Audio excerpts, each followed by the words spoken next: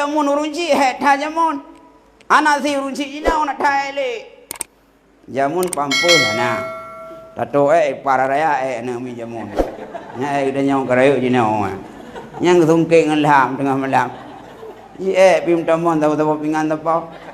na dua bandua hana gelah bai to lo anak pampu munya jinau kamu anak pampu tato lam pampu lang kentong yan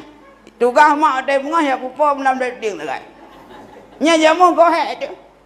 tato ino tato di tato ni oh jerah nan lam babah tato ni ayun kadang-kadang nyamban jerah kurunci dah dak tanya yang lucu ranyo nanu kadang-kadang wadai mai kat doha mak mai pakai pampers ni bila pampers je yang umu yang pokok yang lembu suruh 20 nyemak je mana kan ya je buat toko kelontong tapi pampers sabah yang suruh 20 lembu opo aku nak pasok pampers bak mak aku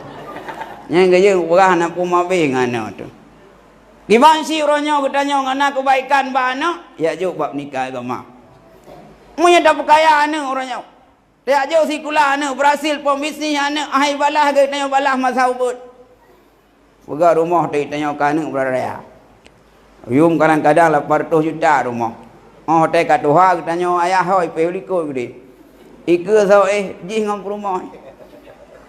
nyai pega kuha ta bahu tanya beraya iwasit lah bak tanya nyo mak nyo teh tengah malam sakit ben pego ibu ben pego lom iban ni tuh lang kuhanya ju hotel gitu kan itu dah rog you tak tahu tengah ngah kamat lah gede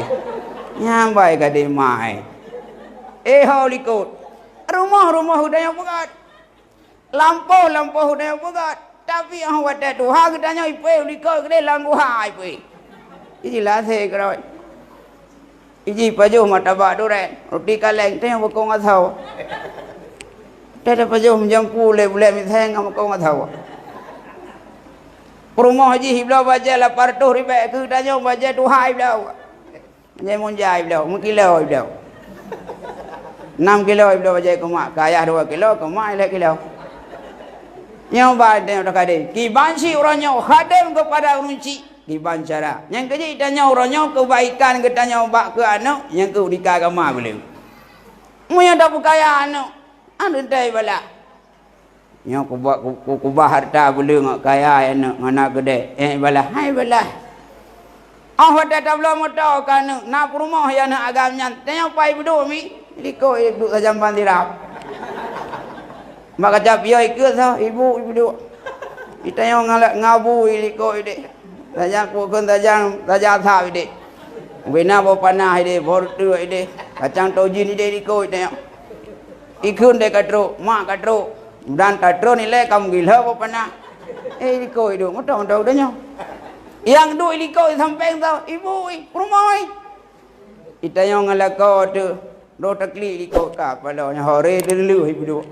kamu nyaje dua ide bak kaca bak bukan bak tutupnya bak tutup ibu du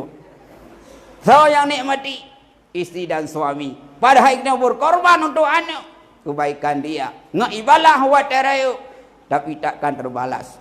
Maka mim tuah adunia menumadum cobalah hari ini betul-betul kitanya mak dan ayah dari didik anak monya hantar didik anak nyauro kiamat tuntut yang kerja ku pegah dalam sabah hadis walau gede hadilah diban ku pegah apabila singah ro kiamat ke sidang le Allah urang Tuhan tamu syurga ke sidang tu anak muda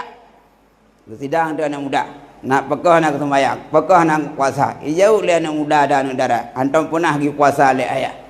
Hantam pernah gitu orang le ayah. Hantam pernah gajak kebaikan le ayah. Meyemunan ayah long dayus, urang dayus jangankan masuk syurga, be syurga hang bito le Allah.